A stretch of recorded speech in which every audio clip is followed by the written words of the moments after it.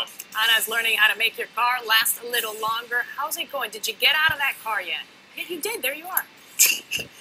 I got out of the car. I still couldn't open the little top on the oil thingy. And now I'm going to learn all about tires. Lourdes, did your dad teach you how to change a tire? No way. No, nothing. See, Latin fathers. Nothing. Latin fathers always say, let the And he guy won't do come it. out and You don't fix have it to for do me that. either, so that's the problem. No, mine wouldn't either. It's a good AAA card he gave me when I turned 18. Good morning, Ted. Good morning. We're at Universal Technical Institute learning how to make your car work its best. I love it that there's a lot of noises that the car makes that come because a tire is not working properly or there's something in it that's wrong. So it's not going to cost you that much money. What are we working with now? Usually, first thing you want to see if you get any kind of noise from the front, you might have a problem with the brakes squeaking. So we're going to pull this off. Okay. Obviously, there's lug nuts on there usually. Uh-huh. But we have what's called an anti-squeal shim that sits between the caliper and the pad itself. Okay. This anti-squeal shim does what it says. It prevents any type of squealing between the two metals. So if that is rusted or if it's gone or worn out, every time you hit the brake, you may get a squeak. That's where the noise comes from. That's usually where the noise will come So from. what do they replace then, or do they clean it? Well, there's nothing to clean. So if the pad is worn out, when they do a new brake job, make sure that they put the anti-squeal shims back in.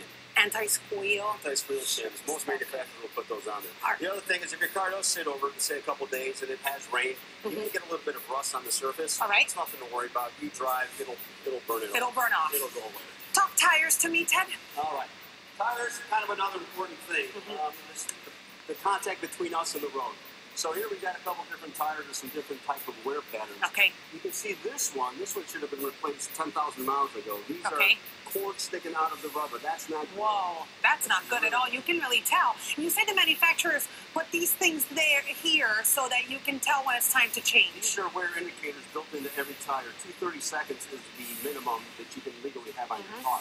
So when the tire does wear out, you'll get a pattern like so, where you can actually see those. They're visible. Oh, so you probably can't see them like this. Probably not. And then this is when there's the problem. Yes. Quickly tell me about having too much air in them. What would it look like? If you had too much air, the tire would kind of bubble out, so you would have a worn pattern in the center. Okay. If the tire was underinflated, the sides would wear. And how does that affect the car and how it's driving? Well, it affects it, first of all, in gas mileage. Okay. If the tire's overinflated, you're not going to have good handling. It's going to kind of wander all over the place. If it's underinflated, it's going to be very squishy, and it can cause a blowout. Oh, So okay. you don't want to So maybe always start by the tires when your car is having certain kind of problems. Absolutely. Thank you so much, Ted. When we come back, more from UTI, how to make your car work its best now that we're switching seasons. All right. Thank you, Anna.